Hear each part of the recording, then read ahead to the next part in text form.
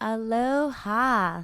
I'm Michaela Anna, and you are here at 3 p.m., and it is May 28th, 2025, with Intuitive Talk Story. I'm your host, and I'm so excited to have our new and expansive show inviting guests to share with me on the air. And so today I am so honored to have Auntie Linda Halbritter with us from our Kohala community. And actually, Auntie Linda is someone I very first met when I came to Kohala in 1998, and she has many stories to tell. So I'm so excited to have her here. Welcome, Auntie Linda. Thank you so much. Aloha to you.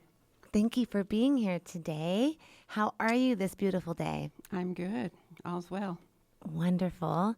And I was excited to have you on the show because you just have such, as a kapuna, as an elder in our community, you have a lot of wisdom. You've raised Ohana. You have been married for a long time. I'd love to hear about these stories and share some of this wisdom. But first, tell us a little bit about how you came to be here in Kohala.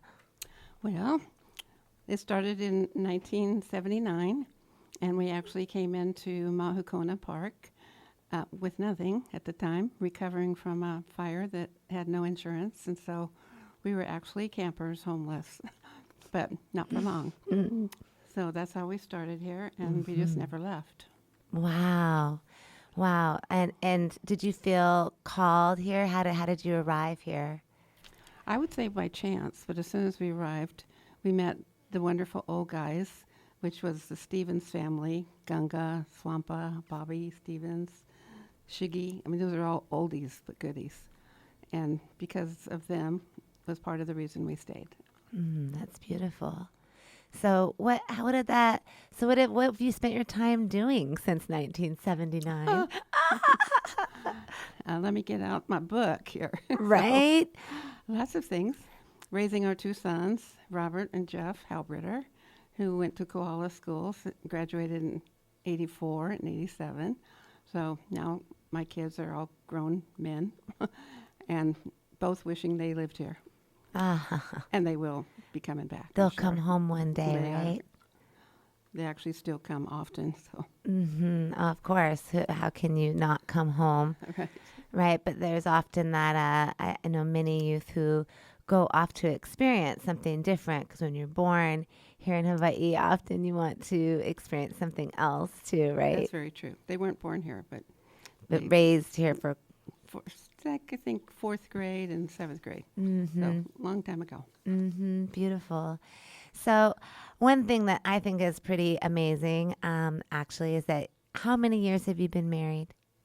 60. That's a 60. 60 years, longer than my lifetime. And that to me is just amazing. And I want to just kind of dive into how do you do it? How'd you do it? What's some morsels there? Well, it's Mr. Marty. And I've often said that, what do I say? Well, it's I'm having a blank. I'm sorry. Oh, that's okay.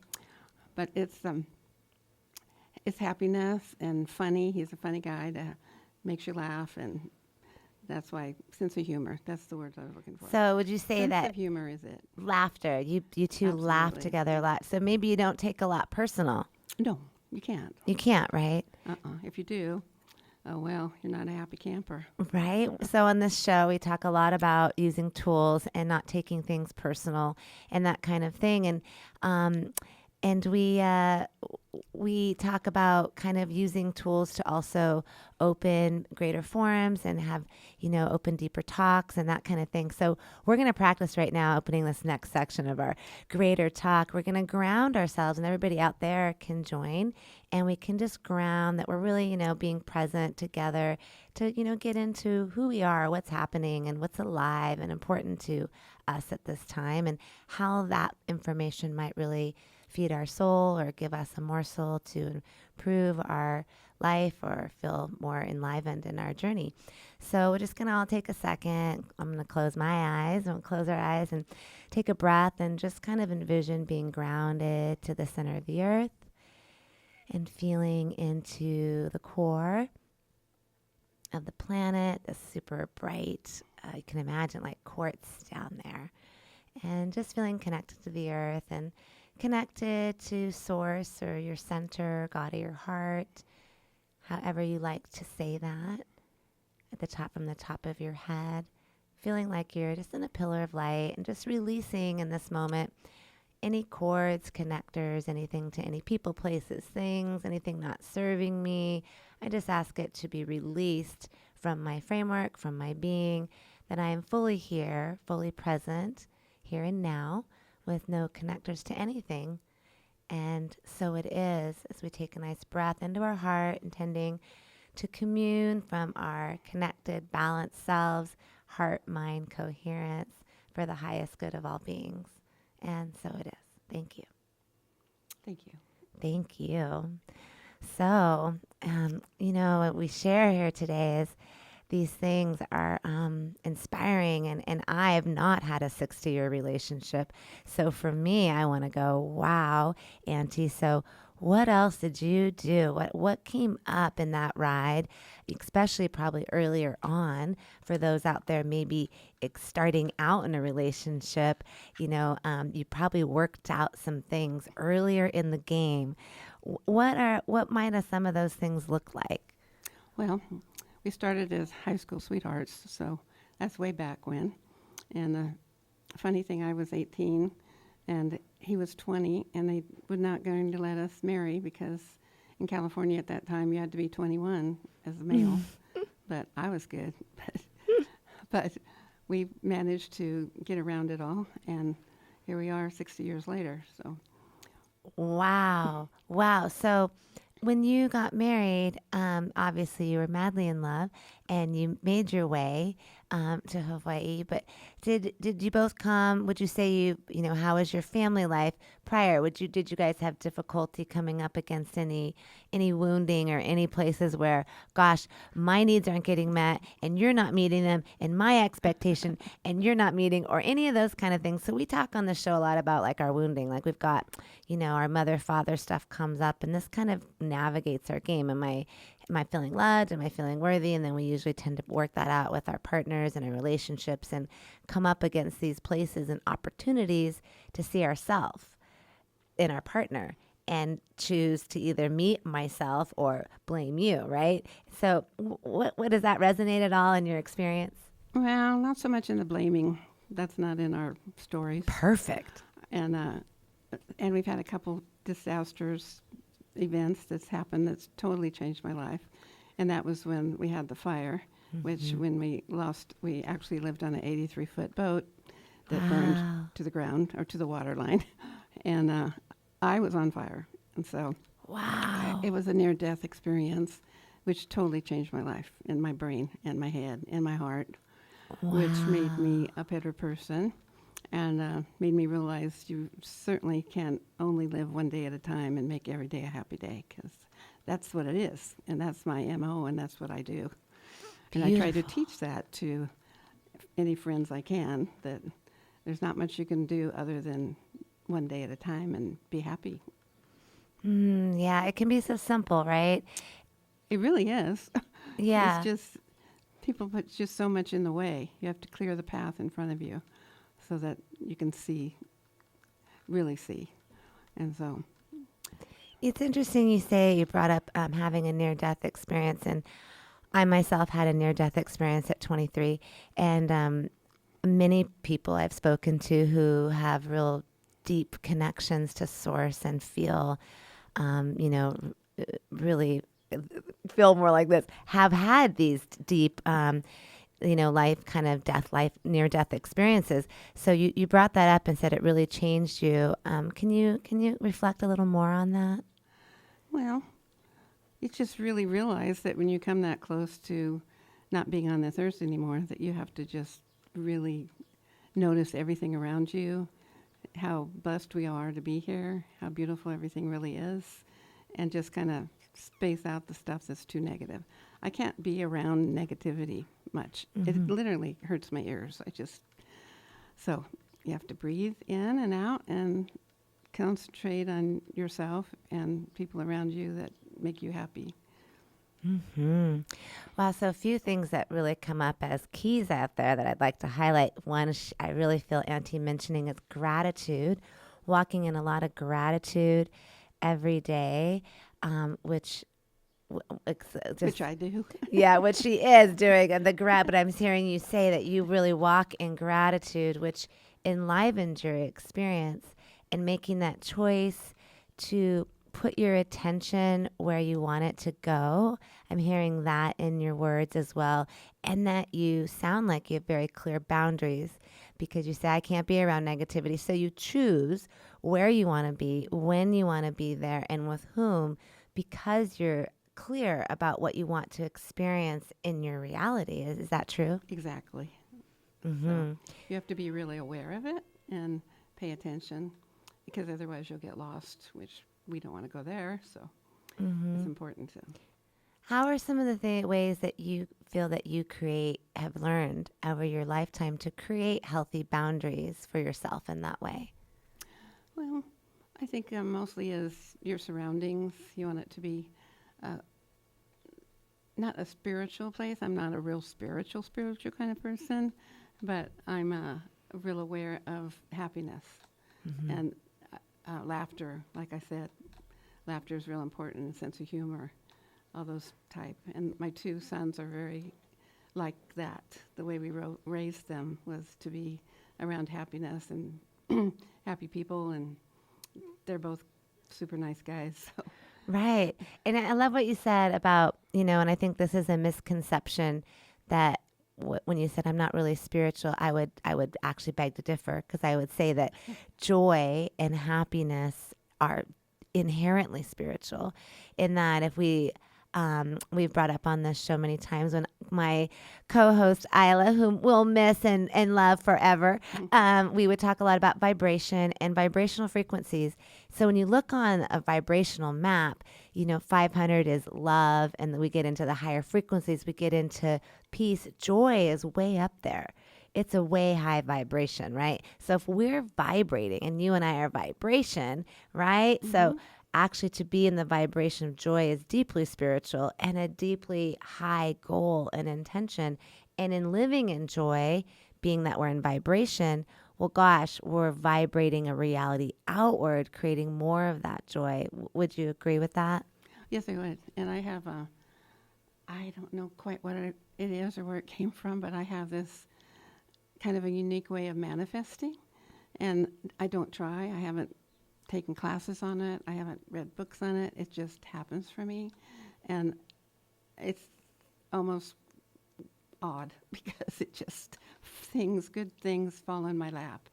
And I do truly believe in karma. And so I feel like what you put out there, you'll get back. So it's important to watch your karma. Ooh, that's so good. Belief. So, what you're saying is, and you've expressed having a near-death experience pretty early on. So living with a long life with that intention of living with producing no real karma. May I walk lightly, producing not that much karma, and believing in yourself, which creates a knowing. There's a belief and there's a knowing. Once we believe long enough, well, we just know it. She knows. In fact, you claimed it. That way. I don't know how I do. I just know that I manifest things, and that's just what it is. I mean, there's no doubt there, which clearly actually backs up the manifesting quality. See, the no doubt, because we are, again, in a movie that we're projecting.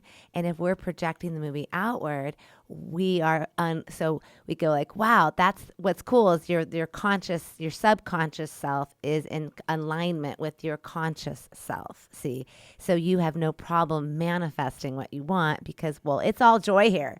There's no discord there. There's nothing's in conflict or an argument within yourself to create a roadblock.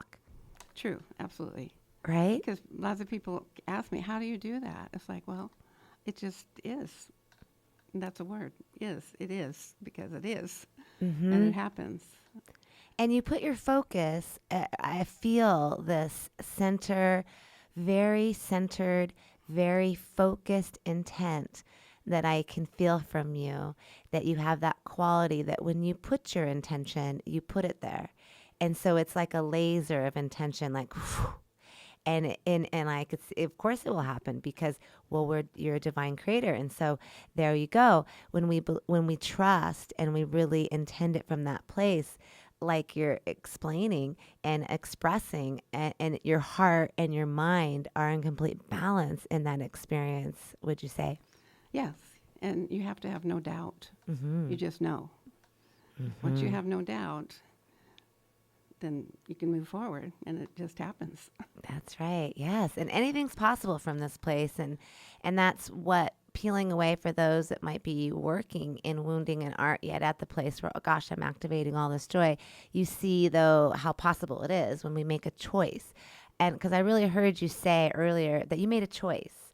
You made a choice to focus your energy on joy and laughter, and to not focus your energy on things that don't bring you happiness, which means you made a choice. Once again, you took responsibility for your experience. What do you think about? I love talking about responsibility and taking. What do you think about what comes up when I say that, taking responsibility for Oh, our we experience? must. We all have to take responsibilities for our thoughts and what we do, and know that, it's important that we follow the right path down that line to make it all okay. And it is your responsibility to make it okay, because it's so easy. I know plenty of people that, I don't know, they just can't keep that positive energy going, and mine just goes on its own. Right. Well, nothing's hindering it. And nothing's getting in your mind to tell you, like, oh, you're horrible or you're this. And a lot of people are dealing with thoughts around programming, like, I'm not worthy, I'm not enough. When you have two people who really operate in joy, which also give thanks for you and Marty, and your boys get to have had two joyful parents who infuse them with joy. This is what we want to do, and we want to create more of, right? Is let's infuse our youth. We don't want to have children that aren't being taken care of or being infused with love from both of their parents. I was a victim, not a victim, but I was a product, and there was some victimizer in there at times in my reality back in the day. But a product of a divorce, early on, which did create, some trauma and things I had to work out with father issues, etc. So the value and what you get to have seen is raising two boys in wholeness. What does that look like? What are some things that might pop out? Well, sometimes it's a challenge, because I must say I'm much more of a positive person than Marty, and but it's because he has to deal with a lot of pain from way young age in our marriage, and so physical pain, and so, but he works his way through that on a daily basis. So, and our boys see that how strong their dad is, and they follow his strength, and so that's really important too, because they're big guys, all of them, all three of them. They are. And with big hearts, which is very helpful. Yeah, and that's beautiful, and you speak to something cool that I think is important for everyone as we're going forward and healing ancestral lineages. The men really they have a lot to heal. I have a lot of compassion for the masculine, because there's been so much war and treachery in our ancestry. So much has happened and pain, and many of the ego and machismo and beating and, oh, you look like a man, and all that kind of stuff that a lot of men, especially not as much the younger generations, but the older generations and people my age and older have definitely dealt with. And so unwinding these patterns, and I just want to commend you as a woman, honestly, for holding that unconditional love, joy, and happiness through probably a lot of unwinding. of that masculine and being not getting involved in whatever way to just hold your energy, that in of itself is an art. And it is a full-time job sometimes. Right. To stay in your own energy, right? Yes. And not at someone else's. And I think this is cool point to highlight in relationships. So often do we get entangled in one another's energies and their path. And truth is, everyone's dealing with so much because they've come, we have our ancestry, your history, how you were treated as a child, and all of that's coming up in relationship. All of it's coming up when you're raising kids. And so you're finding ways to move through that. Is there anything that, for you, any tools that you really liked when you were back in the day? It's hard, like you're like, it's been a while, but anything that you were like, oh gosh, I really remember this really helped when, it got intense or anything like that? I might have to think on that one, but we have a really tight ohana, and we've always been a tight ohana because, like I said, we started out in high school. I mean, I had Rob, our first son, when we were just turned 19. Marty just turned 21. So actually he was still 20, I believe. So no, he was 21. And so we had to grow up together. And so growing up together became the tight ohana family we are. So. Oh, I love that. I love that. And so one thing I think that probably produces, which I would like to name, is honest, transparent communication. So you probably, when things come up, you talked. You took honest communication, said, hey, let's all talk about this, or let's bring this up as a family, or let's put this to the table. Is that something that might be a quality of that? Yeah.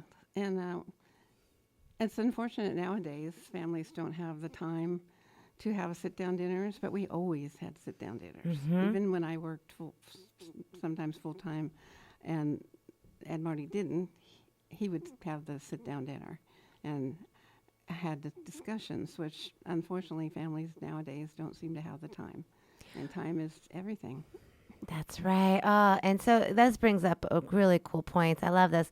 I think we all have whatever time we decide we have, really. And I think what you're speaking to is hugely important and is something all of us need to draw back into, is creating the rituals of time that we come together, that we meet, we check in, we hear stories, we connect, we share nurturing, we share nourishment, we share prayer, we share time. Mm-hmm. And this is the most valuable thing there is. And,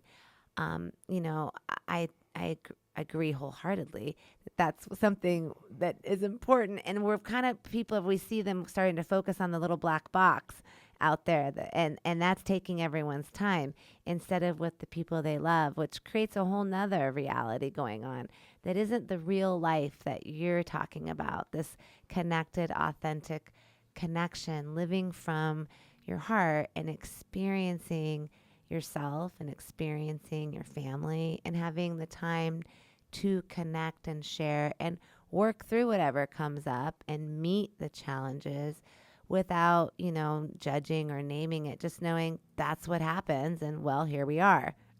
Well, we're lucky too, because during our time as a young family, there were no phones. And now the iPhones or whatever, now it takes all of everybody's time and energy. It's hard to even sit down without looking at the phone to see who's calling or what's going on. And but then there's Marty, who's never touched a phone, never touched a computer. He always brags, never written a check. So I always kid that he's a kept man. Ha ha ha. And make me do all the tech. That's true, totally. But it makes it much easier when it's just one of you doing it all. Oh, right. I know, it's true. So we have to have jobs. Everybody has jobs, right? Source it out. Delegation. We don't need two chefs in the kitchen. That's it. So that brings up a whole nother fun point, which is delegating and being, I think, working as a team. And you talk about having this tight ohana. Is you guys are probably good at delegating, like chores, jobs, who's doing what's happening. You've got systems in place. True. More so when the kids all lived with us, but it's still true. Yes. Mm-hmm. I myself also grew up with systems. Every week there was a menu on the fridge with, and I had a 3-step brothers and sisters for like fourth to, high school age. So there would be four of us. So we had like named chores and who was doing counters and dishes and helping to prep and for every meal and a full menu for the week. So, and I also had to do chores every week. I had the living room, the bathroom, your bedroom, and I couldn't leave unless I did my chores. And honestly, so much later in life, I'm just have thanked my mother a million times over for creating these systems and having me do them, and my grandmother as well, who taught me so many things, because I know how to take care of my house. I know how to clean. I know how to do stuff. And a lot of people don't know how to do stuff anymore. So true. And both my boys are great cooks and housekeepers and better than me nowadays. But Well, and that's supposed to be that way, right? I think so. We throw them a little further. So that's really good. That's beautiful. Well, with that, we're just going to take a quick station break, and we'll be right back with more intuitive talk story.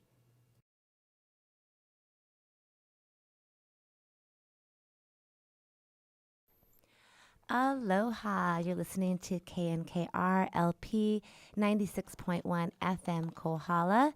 I'm Mikkel Anna, and you're listening to Intuitive Talk Story. I have as my guest today Auntie Linda Halbritter, and we are having such a wonderful conversation. Welcome back to the hour, or the mid-hour, I should say. It's 3:29.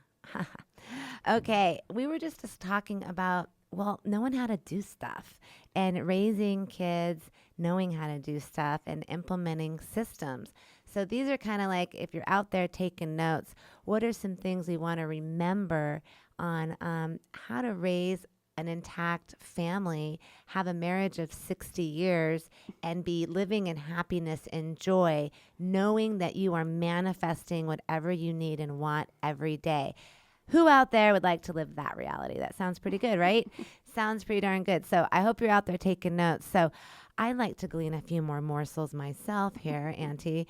So tell us a little bit about, some of the fun ways you got here, maybe in the physical world, to create some of this magic. Well, I guess it is kind of magic if you think about it. And I don't know quite how I create it. Like I said, it just happens. But for instance, we've had some interesting things happen when we invented the glow-in-the-dark bubbles, which was, a lot of people know about that. Yes. And we had a patent on self-illuminated bubbles, which was Marty's grand idea. He's always thinking up things. So are the boys. They have like inventions. They just make lists of inventions. So their mind's always working at something. And I'm just kind of following along like, okay, maybe we should patent this one. Right, taking care of what needs to happen. Yeah, right. With all this creative energy. So with the glow-in-the-dark bubbles, we had some wonderful times. We'd never made it major rich, but we had so much fun. We did some shows here in Kohala. We had doctor friends that did shows for the proms, for HBA, and it had a life of its own. And I wish it was kind of still going, but we pretty much retired from that one. But Are the bubbles still available?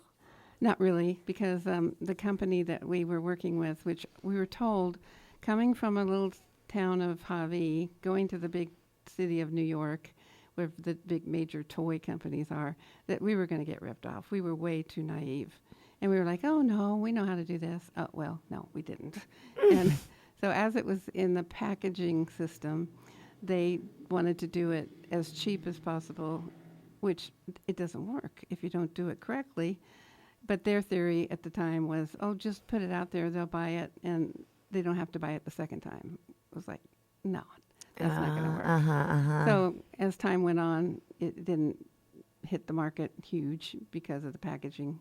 But the shows, we had lots of shows. We had shows in California with hundreds and hundreds of people. We had the grand ballroom down at the Maulani for the Millennium. I mean, big glow-in-the-dark party shows. So amazing. That's so amazing. You were doing that when I arrived here. Oh. You had, I think you still had the glow and going. I knew about it at that time. which just a fun little connector is when I came in 1998, which Auntie Linda was kind of like, on the periphery of supporting myself and my business partner, Robin Felix, who opened up Hulala's Burrito Bar back in those days. So we opened up the little Mexican restaurant in town. I wish we would have had a glow bubble party, though. Darn it. That would have been fun. That is amazing story to hear about the bubbles. I wish we could still get them. I know, but we probably could. Actually, some toy companies have contacted our sons who worked the business more than we did, probably, to start it up again. So once in a while, it comes back to the top of the table, which you never know what the future brings. It might still come about. You never know. But I love to highlight this creative energy. I too agree that I'm constantly coming up with ideas myself. I like to joke. I have like an idea every 5 minutes of something. And so I love creative energy. I love creation. And I've been moving, creating, and doing things since I was a little kid too. And I think the more we infuse that, the more we activate it, the more we get to use more and more and more and more of it. And it sounds like you've gotten to witness that firsthand in raising your two boys, watching them implement. I'm just, talk about it from this standpoint, more right-left brain connection, and then seeing how that whole brained activity creates more genius, more activity in that department. What are some of your thoughts on that? Oh, that's true, because both the boys are totally opposites. But when they get together, those brain cells just seem to pop. It's just neurons are firing. That's true. And like I say, we all grew up together, so we've always been a team. So our teams have always been good at creative whatever we're working on at the time. So that's good. So that's another cool point and a lot of times, and I love what you were talking, to go back to what you were saying, I'm not spiritual, but I live in joy. That reminds me of a Winnie the Pooh. There's a story called The Uncarved Block, which is a Buddhist book. I myself have studied all the religions. I love them all. I've spent a lot of time studying them. And I feel there's a golden thread that links all things. If we were going to call it one thing, I would just say unity. And when you're talking about being a team, yet it inherently is founded on a principle of unity, because you're not approaching, what I'm hearing from you is that you're not approaching your family dynamic as a hierarchical situation, like you're the kids and we're the parents, and you're approaching it as a like fun learning experience that we're all learning together, and everyone's opinions, thoughts, ideas are valued, and we all have something to share in this family structure, even though we might have different responsibilities or roles or duties that we're acting out, because I'm older and I'm doing this part and you're doing that part, but everyone's got this equality kind of inherent in your description. I feel that equality. Can you speak to that a little bit? That's true, but they definitely have their own opinions, which are not always the same. But that's a good thing, because that and you treat each other that way, right? Yeah, and it makes them both kind of understand each other, that they can come from different thoughts but still come together. So that's a good trait, I believe. Yeah, and as parents, it sounds like you two, also just valuing like we're all a team. And what's your idea?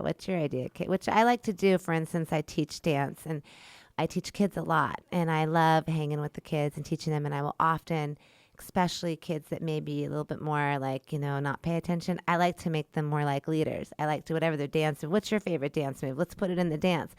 I like to include them in the story, like, engage them in like something, because they're important. What you're going to add is just as important as what I'm adding in. Let's all do it together. So that's kind of what I love feeling, that feeling of this team ohana, that sounds like maybe that's an operating system point. Yeah. Yes. Awesome. Very cool. And that kind of speaks a little to releasing hierarchies, and you come from an era of hierarchy, of like we're all each era. So what do you have to share a little bit on, any thoughts around that? What does that bring up for you when I say that? think I'm pulling a blank on that one right this moment, so I'll have to think on it. Okay.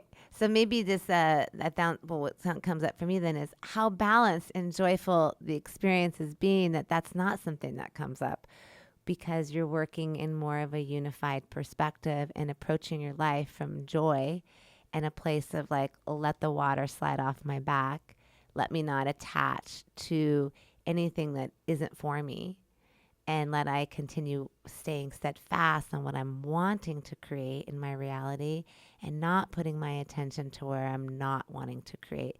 So when I say hierarchy, well, it doesn't even come up for Auntie Linda because she's like, I don't know. I don't work with that. I just create my reality and I give thanks. I'm living That's joyfully. so true. That is it. And I just totally go with the flow. Yeah. And you have to go with the flow or you're creating a dam. And so that's why no matter what it is, you just have to go along with it. I mean, not if it's nothing you don't want to do, but as you're creating, you're just flowing because once you turn the corner, either the flow's going with you or not, but normally it's always going the right way for me anyway. So Because you're listening to the flow. totally. You're aware that there is a flow to be felt and move with. Many of us, at times will push against the flow, right? We want something and we want it our way, which is attachment, right? Or desire. So have you felt in your experience, it sounds like you've really mastered letting go of attachment or desire. What would you say about that? I think that's so true. You have to just let things go because it doesn't always go your way. But you can't let it go with any kind of anger. It just has to be okay.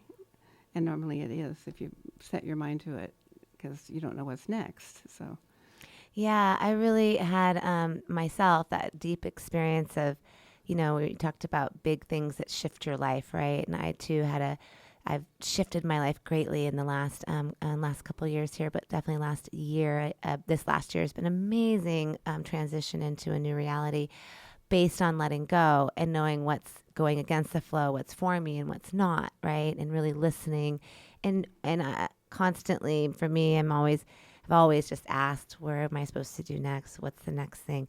Where am I supposed to be? And I have picked up my pieces and gone on this little Prince ride to kind of find myself and be, just flowing into the magic of allowing the unattachment.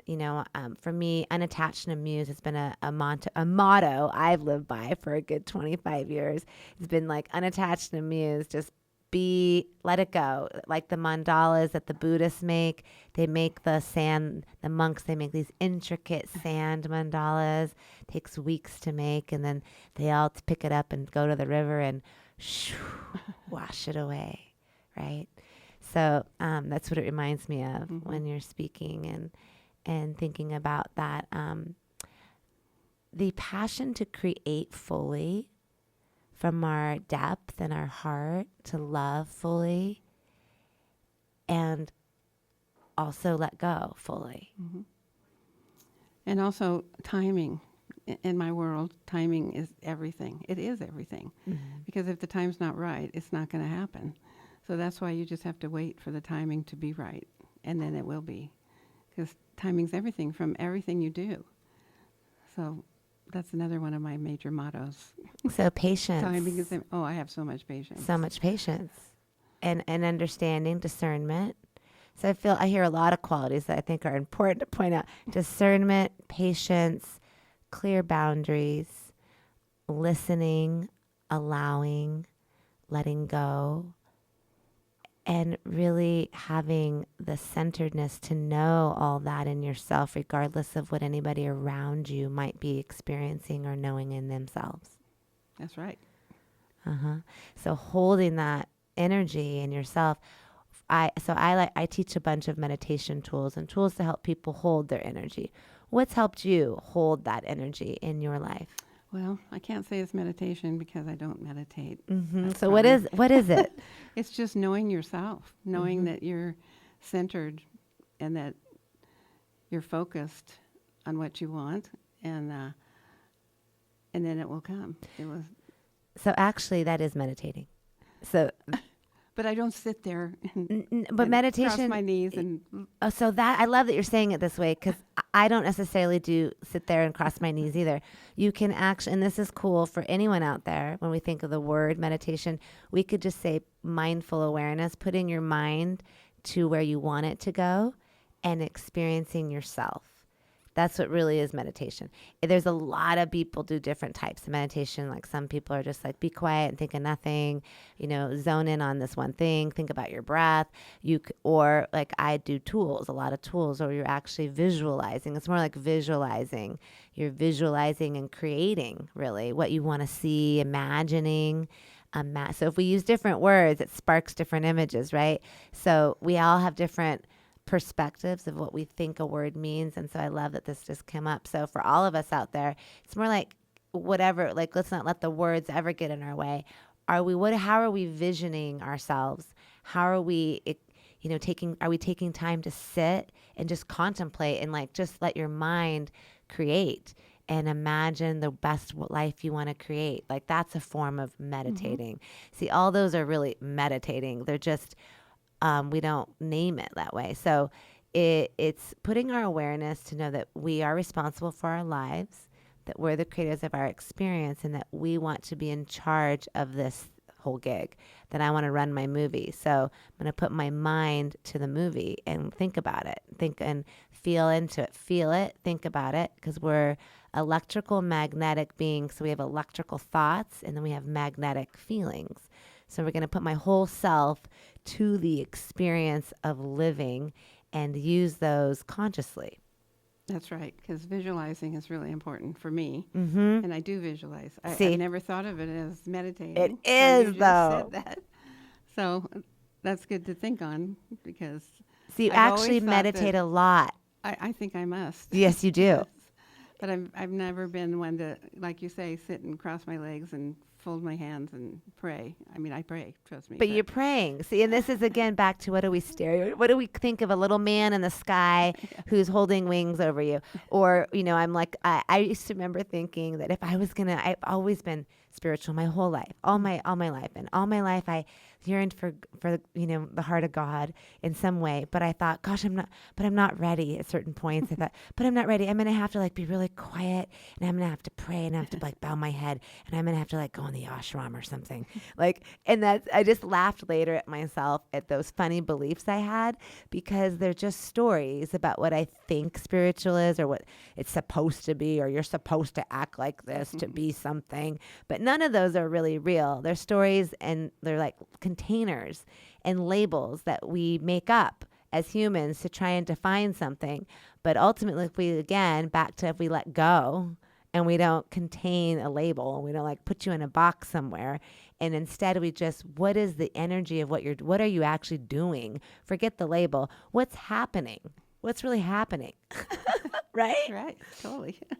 And you're putting your energy to your life. You're putting your mind, your heart, and you're going, I am in charge of this experience, and I'm choosing to claim my life and be gentle with my surroundings and gentle with my family. And I'm choosing to show up like this, and I'm choosing to be patient.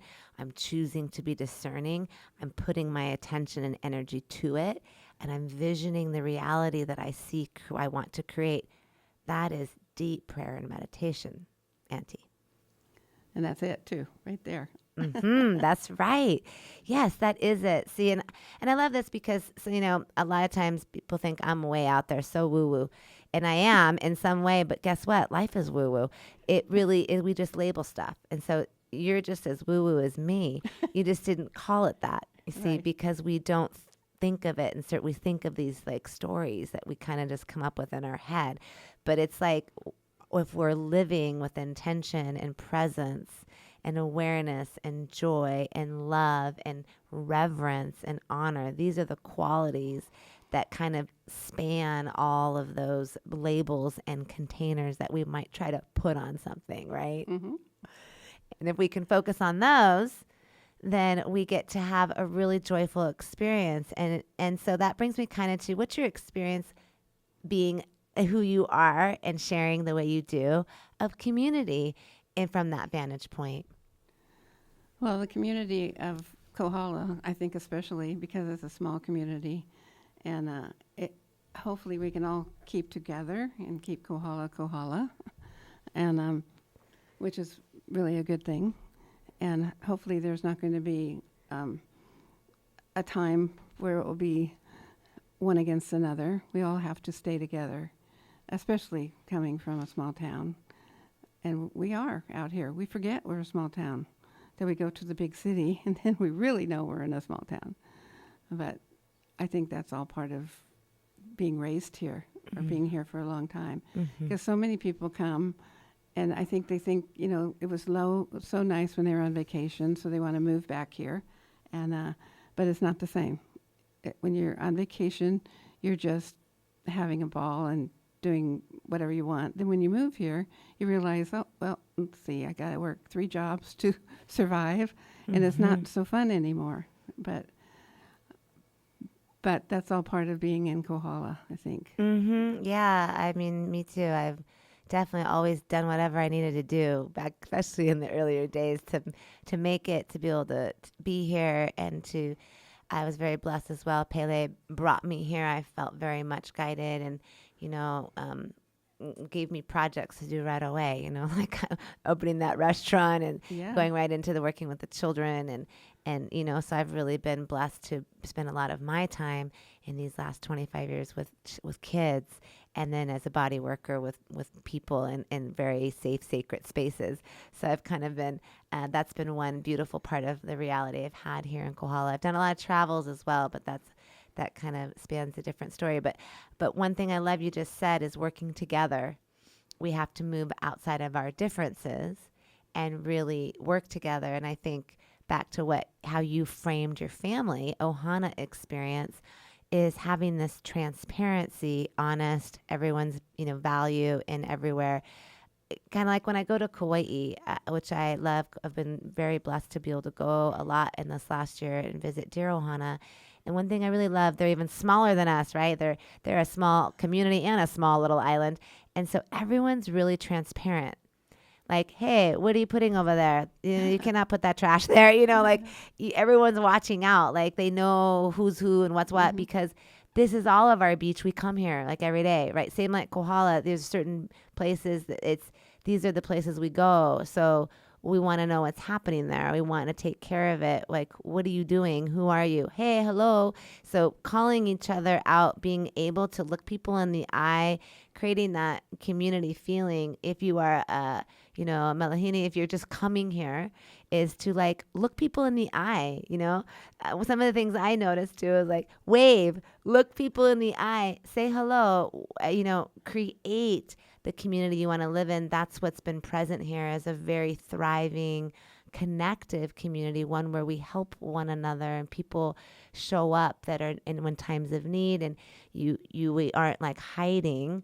The cities, they hide a lot, right? I can't say hi to somebody or look them in the eye, but we don't do that here. And that's part of what makes it Kohala, is that open, loving, open heart and connection. And aloha, yeah? That's so true, because I guess it's not just for Kohala, being from Kohala, but it's Small because towns. I've been here for 45 years. It's I feel that once you've been here this long, you really do have the heart, the aloha that comes with being here. And that's why I always said I was so, so happy I raised my boys here. Because even when they're back on the mainland, they have a different heart than most that live there. It's different. They have true aloha. And that's something you learn by being here. It doesn't come to you like that. It's living aloha. I agree. I remember Shiro Takata, at 10 years, when I lived here 10 years, I was he saw me and he used to call me, hey, happy. You're always so happy. And I'd see him and he said, how long you been here now, Mikkel? I said, all proud. I've been here 10 years now, Shiro. And he looked at me and he goes, oh, that's it. Stay longer. And he just laughed and gave me a little pat on the shoulder. And I laughed. And I went, yeah, it's nothing. I'm just such a newcomer still, and I'm learning so much. And I, too, really feel that, I've been here 26 years now, and I've been learning from this land, from all of you, from all of my elders. I mean, your creations, you've created a beautiful property, a beautiful scenario. I know your boys, like it's been beautiful to watch all of my elders. They've inspired me to want to create beautiful things. And like you said, I've been learning from all of my Kapuna and all of my community on how to live in that true aloha spirit. And I'm so grateful to come from that place. And if you haven't been here that long, or if you come from somewhere else small, maybe you understand that from another place of a small town, or when there's accountability and responsibility to one another. So no matter who we are or where we come from, we can create responsibility and create accountability together, and create the kind of communities that we want to live in, whether you're listening here in Kohala or from way far away. Planting those seeds of connection, is, I think, where it's at. That's true. And we're lucky because we do have a vacation rental, and we have newbies coming all the time. And just where we live, it's just so down the old Coast Guard, so you have all the oceans right there in front of you. I mean, the whales wake us up at night sometimes. But when they're here, they just love the smallness of it, the small town part of it. And, it's just, in my opinion, so much better than the hotels, but because we try to spread that aloha feeling to the new people that come here. So. Yeah, and I too have really gotten to get that feeling. I did have a decade of working down at the hotels as a massage therapist in my earlier career. As an LMT, the first decade of work was laying hands on people from everywhere, all over the place. And I loved all the different ways I got to experience new people and be a blessing by small stories of Hawaii or a honu, or, like small things, because everything here is so alive and so invigorating. And, Pele is, oh gosh, what she's been doing this week. Amazing. Yeah, she's been busy. She's been busy. And she's really taken me on my journey. She brought me here. I really feel that. And I feel like I just graduated her 25-year school, and super grateful for that too. Do you have any relating stories on Pele? Is any direct connect there for you? No, I don't know why. I've never felt that connection with Pele. I mean, I know she's just the strongest thing out there going, especially these days, and maybe trying to tell us something. That's what we should be listening to. I agree. And what do you think she's saying? I don't know. Watch your step. Who knows what's next, Wake up, listen to your heart, listen like you're talking about, and be the flow, more connected to the water and the whales and that energy. Be connected to the flow and the water within, and ignite your fire, maybe, and then let yourself flow like the waters, so that you can truly be free, igniting the essence of who you really are. Beautiful. Ooh, it's so good. So many things, this land. And if you don't live in a country's town, or you live in a city, perhaps you live somewhere else, and you live in a different spot, and you live somewhere else, but you want to get yourself in the earth and feeling. Remember to ground out. Remember to take off your shoes. Remember to step on the soil. Remember to walk in nature. Remember to surround yourself with beauty. It sounds like, you really live in the beauty all the time in your world. Speaking of walking in the sand, I've got to tell you a quick funny story. Great. Way back in the early 80s, I worked at the Mauna Kea Beach Hotel. Marty was a lifeguard, and I was a cocktail waitress on the beach. And we used to take the boys with us to work. And we'd tell them, now, don't say hi, Mom and Dad. Just go out there and mingle. And so that they were raised on the Mauna Kea Beach. And we just would walk that beach and be grounded in that sand and ocean. And so they thought that was the best reality ever, is to think they were part of the Mauna Kea crew. So even Oh when they my were young, gosh. really young. Well, So, you know, it says a lot to whatever we put in early on really gets to manifest. Wherever we're putting our attention becomes our reality. And so, with that, Auntie Linda, I'd love to just ask you your parting thoughts today, which I think was really your philosophy on happiness. I'd love, what would you like to share with us as we wrap up today? really, you've got to take every day and make it a happy day because you don't know what's next or if it's your last day. So just hang in there, be happy, and enjoy life. Yes. Thank you. Thank you so much for joining me here today on Intuitive Talk Story. Without go forth and be joyful, live in gratitude, and I hope that this has been a wonderful value to you today. And I look forward to being with you next week, Wednesdays, 3 to 4 p.m. Have a beautiful rest of your day, and aloha.